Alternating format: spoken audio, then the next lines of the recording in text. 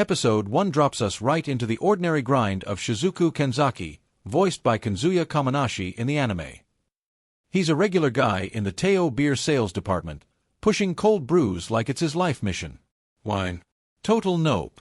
Even though he's the estranged son of the legendary world-renowned wine critic Toyotaka Kenzaki, or Yutaka in some romanizations, Shizuku hasn't touched a glass since childhood. His dad's intense training sessions, drilling smells, tastes, and memories into him, left deep scars and a straight-up aversion. Beer is simple, honest, and far from the complicated world that stole his father's attention. Then the curveball hits. Shizuku gets ordered to transfer to Teo's brand-new wine division. He's confused, resistant, and probably muttering about how this is the last thing he needs. Before he can even process it, devastating news arrives.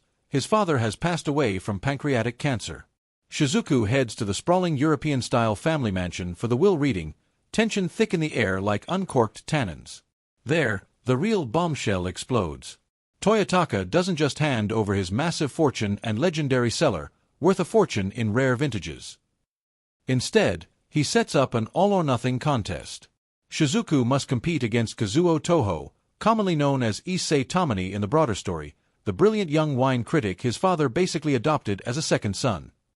The winner inherits everything by correctly identifying the brand and vintage of the 12 apostles, elite wines described in poetic riddle-like notes left by the late critic, plus the ultimate phantom at the top, the mysterious drops of God, Kami no Shizuku. Shizuku, zero wine knowledge and zero interest, is thrown into the deep end.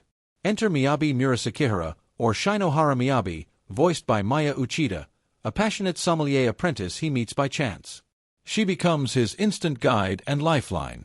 In one standout scene, the two hit a wine cellar/shop together while Shizuku's trying to wrap his head around this new reality. Miyabi's enthusiasm collides with an accidental disaster. In the middle of their search, she, or they in the chaos, breaks a bottle of the ultra-rare, phantom-level Henri J.S. Croix Palanthu, likely Croix Palanthu or a similar high-stakes vintage. It's a wine that holds serious key value for an upcoming business meeting or deal. Talk about pressure.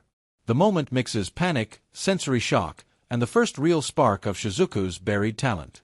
Big moments crackle with quiet intensity. The cold mansion atmosphere during the will reading, Shizuku's internal rebellion clashing with resurfacing childhood memories, and that first reluctant swirl where the anime teases those signature psychedelic tasting visions, fractal colors, emotional landscapes, and buried senses awakening. The vibe. Refined tension with a slow-burn electric undercurrent.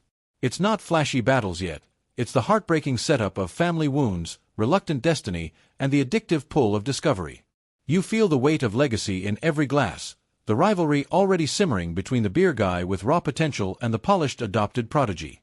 It's sophisticated seinen drama that makes you lean in, craving the next taste. Satelight pours on a solid, atmospheric adaptation that honors the manga's mature, educational roots. Character designs feel grounded and expressive. Shizuku's everyday awkward charm contrasts sharply with the sharp, confident aura of his rival, while Miyabi brings warm, approachable energy that lightens the heavier family drama. Backgrounds shine with that old-money elegance. Polished wood in the mansion, detailed bottle labels, and realistic yet stylized Tokyo spots that make the world feel lived in and premium. The real stars are the sensory sequences. Even in this opener, when Shizuku gets a whiff or reluctant sip, the animation unleashes gorgeous abstract flair, kaleidoscopic swirls, memory flashes, and ornate visual poetry that turn wine tasting into something almost supernatural. It's immersive and on point for the story's theme, a great vintage as a portal to emotions and places. Lighting and color work elevate every pour and cellar shot, making glasses look irresistibly tempting. Gentle nudge for improvement. Dialogue scenes can feel a touch static compared to the explosive potential of the tasting trips, more close-ups and vibe than fluid movement. Some practical elements, like pouring or the broken bottle chaos, lean on CGI that doesn't always blend seamlessly with the traditional animation, feeling a smidge dated rather than buttery smooth. Nothing that kills the mood, especially since the show prioritizes introspective heart over Sakuga fireworks. Sound design and music, Eishi Sagawa's score, add nice layers to the sensory experience without overpowering. Overall, it's an elegant, faithful pour, classy and promising, even if it plays it a bit safe in the premiere.